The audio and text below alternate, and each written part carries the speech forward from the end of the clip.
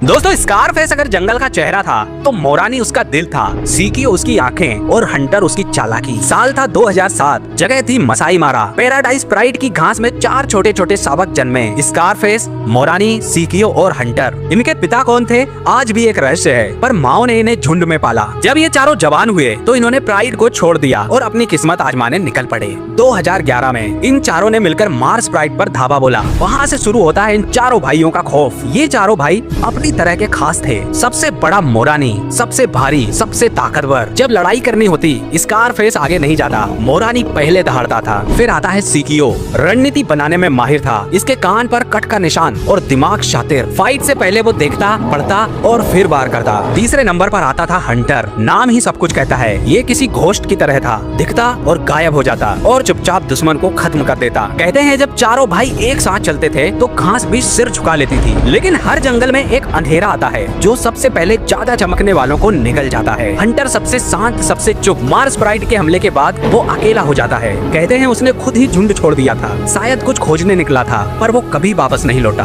फिर सीकियो जो हमेशा आगे बढ़ता था। सीकियो ने बहुत सी लड़ाइयाँ लड़ी, पर एक टेरिटोरियल फाइट में वो पूरी तरह घायल हो गया। उस दिन स्कारफेस भी वहीं था, लेकिन लड़ाई में दोनों टूट चुके थे। आखिरकार सीकियो ने तड़प कर दम तोड़ दिया।